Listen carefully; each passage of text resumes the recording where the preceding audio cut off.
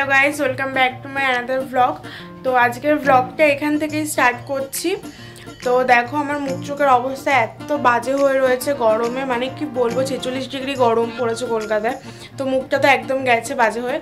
तो जाई होक एखन आमि रेडी हब, रेडी हये जाबो आमादेर पाड़ार एकटा अनुष्ठाने। तो तोमरा किन्तु पुरो व्लगटा देखते थाकबे एकदम शेष पर्यन्त, आशा करछि भालो लागबे। तो पुरो भिडियोटा देखो। तो शुरू करा जाक व्लगटा। এই পাশ দিয়ে ঢুকে চলো।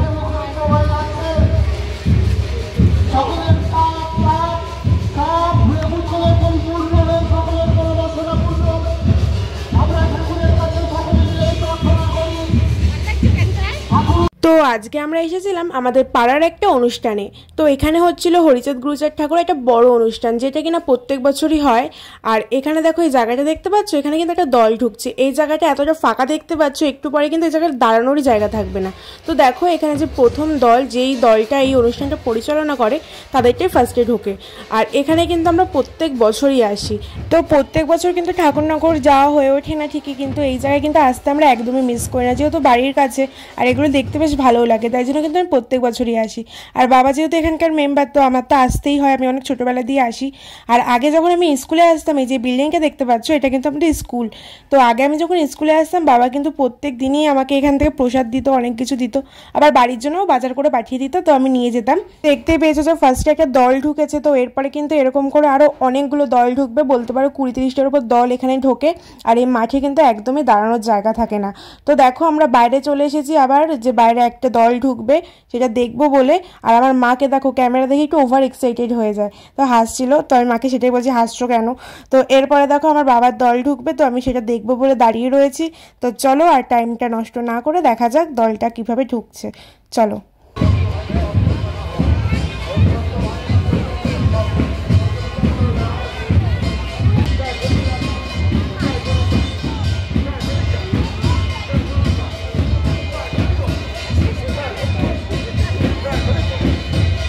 দেখো দল ঢোকার আগে কিন্তু দলটাকে একদম বরণ করে নেওয়াটা আবশ্যক, কারণ দল যদি বরণ না করা হয় দলটা কিন্তু ভেতরে আসে না, ততক্ষণ দাঁড়িয়ে থাকে বাইরে। তো দেখো দলটাকে ভালো করে বরণ করে নিচ্ছিল, এবং তারপরে কিন্তু ওরা যেখান থেকে ঢুকবে সেখানে কিন্তু একদম জল দিয়ে ধুয়ে দিতে হয় জায়গাটাকে।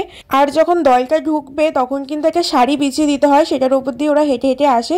আর অবশ্যই কিন্তু পিছপা হয়ে ঢোকাতে হয়, সামনে ঘুরে যেতে নেই, পিছপা হয়ে ওদেরকে বরণ করতে করতে পুরো ভেতরে ঢোকাতে হয়। তো দেখো এখানে কিন্তু পুরো দলটা যাচ্ছিল, আর এক একটা দলে এতজন করে লোক, তাহলে ভাবো এরকম যদি 20টা দল আসে কতটা ভর্তি হয়ে যাবে মাঠটা। তো আমরা তো প্রত্যেকবার দেখি, খুবই মজা লাগে। আর দেখো এনাকে যাকে দেখতে পাচ্ছেন কাশি হাতে, সেটাই হচ্ছে আমার বাবা। তো উনি তো বাজাচ্ছে ওনার মতো, আর আমার তো দেখতে খুবই মজা লাগছে যে আমার বাবা এখানে বাজাচ্ছে। আর ক্যামেরা দেখে না একটু হাসছিল, যাই হোক আমাকে দেখতে পেয়েছে। তো এরপরে দেখো দলটা ঢুকে যাচ্ছে ভেতরের দিকে। তো দেখো ভেতরে কতটা পরিমাণে ভিড়, আর ভেতরে এসে কিন্তু হয় না, ভেতরে আসার পরে মন্দিরটা কিন্তু চারিদিকে ঘুরতে হবে 3বার করে প্রত্যেকটা দলকেই, তবেই দলের ঘোরাটা মানে আসাটা সার্থক হবে। তো এরপরে দেখো দলটা ঘুরে এবং মাঝখানে একটা জায়গা করা হয়েছে, সেই ভেতরে গিয়ে সবাই ডাঙ্গা বাজায়। এখানে কিন্তু বরণ ডালাগুলো সাজানো হচ্ছিল, আর প্রসাদও বিতরণ করা হচ্ছিল। মানে এখানে প্রসাদ যেটা বাতাসা মেন, সেগুলোই দিচ্ছিল এখান থেকে। আর এদিকে দেখো আরেকটা দল চলে এসেছে। এই দলটায় কিন্তু যে দাদুকে দেখতে পাচ্ছ সামনে, উনি কিন্তু অনেক পুরনো লোক, উনি কিন্তু আমার দাদুর পরিচিত। আমার দাদু যখন বেঁচে ছিলেন তখন কিন্তু সবসময় যখনই ঠাকুরনগর যেতেন, আমরা ছোটোবেলাতেই ঠাকুরনগর যাই, তো আমার দাদু কিন্তু সবসময় এনার দলের সাথেই যেতেন। আর আমরা যেতাম, আমার বাবার একটা দল রয়েছে বাবা কাকার, তাদের সাথে। তো অনেক ছোটোবেলাতেই যাই, এখন বড় হয়ে যাওয়ার পরে অনেক কারণে যাওয়া হয়ে ওঠে না, কিন্তু এই জায়গাটা তো মিস করা যাবেই না, তাই জন্য কিন্তু আমরা এখানে প্রত্যেক বছর আসি। তো দেখো এখানে কিন্তু ছোটোখাটো ঠাকুরনগরের ফিলিংস আমরা পেয়ে যাই। আর এখানে দেখো আরেকটা দলও বরণ করে ঢুকিয়ে নেওয়া হচ্ছে ভেতরে। দেখতে পাচ্ছ জায়গাটা কতটা ভিড় হয়ে গেছে, একটু আগে এতটা ফাঁকা ছিল। আর এদিকে দেখো জলেরও কিন্তু ব্যবস্থা করা হয়েছে, এমন না যে মাতাম দেবে আর জল পাবে না, তেমন না, এখানে জলেরও ব্যবস্থা করা রয়েছে। এই যে পানীয় জল দেখতে পাচ্ছ মিউনিসিপ্যালিটি থেকে আনা হয় প্রত্যেক বছরই। তো দেখো এরপরে আরও একটা দল এসেছে, এখানে কিন্তু সবাই দাঁড়িয়ে রয়েছে রাস্তার উপরে যে দলটা কখন ঢুকবে। আর আমার ঠাম্মাকে দেখো কতটা এক্সাইটেড, কখন দল ঢুকবে এদিক ওদিক করে দেখছে। তো দেখো এরা কিন্তু অপেক্ষা করছিল, অপেক্ষার অবসান হয়েছে। এরপরে দেখো দল ঢুকেছে, আর আমি তো দেখে অবাক হয়ে গেছি। আমার বাবা একটু আগে একটা দলের সাথে ঢুকলো, আবার আরেকটা দলের সাথে ঢুকে গেছে। মানে আমার বাবার এতগুলো দলের সাথে মেম্বারশিপ রয়েছে, তো আমার বাবা প্রত্যেকটা দলের সাথেই যাচ্ছে, সবাইকে কথা দিয়েছে যে হ্যাঁ তোমাদের সাথে যাবো করে। তো এটার সাথেও যাচ্ছিল। তো দেখো আমার বাবাকে, আর আমার বাবার হাতে যে জিনিসগুলো দেখতে পাচ্ছ ওইগুলো কিন্তু আমার বাবা নিজের হাতে বানিয়েছে। তো যাই হোক, এখানে দেখো এই দলটাও ঢুকছে। তো চলো, অনেক তো বকবক করলাম, এবার বেশি বকবক না করে তোমরা দেখো কি সুন্দর করে ওরা ঢুকছে। আমি সাউন্ডটা এখানে বাড়িয়ে দিচ্ছি, তোমরা এখানের পরিবেশটা একটু এনজয় করো।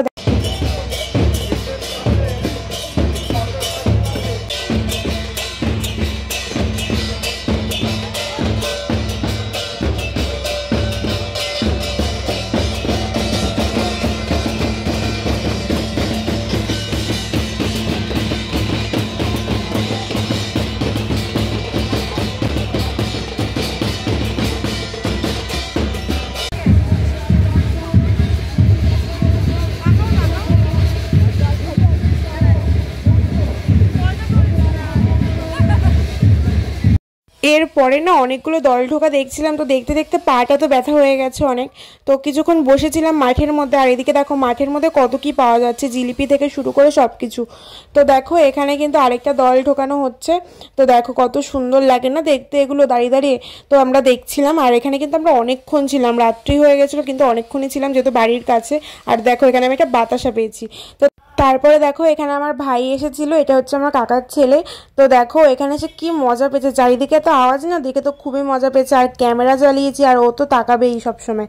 আর আমার ঠাম্মা এখানে দেখো দাঁত দেখছে, কটা দাঁত হয়েছে, কারণ ওকে যে বাতাসাটা দিয়েছে না দেখো কিভাবে খাচ্ছে, তাই জন্য দাঁতগুলো দেখছিল যে ও খেতে পারে কিনা।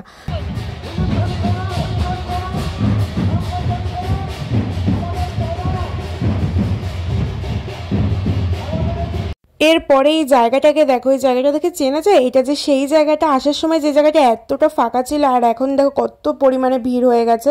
ভিড় এরপরে তো আরোই সামলানো যাবে না। দেখো এখানে কিছু লাইন করে কিন্তু সবাই দল ঢোকা দেখে যে কিভাবে ঢুকছে। তো এখানে দেখো একটা বাচ্চাও ছিল, ও কত সুন্দর করে ডাঙ্কা বাজাচ্ছিল বড়দের সাথে তাল মিলিয়ে।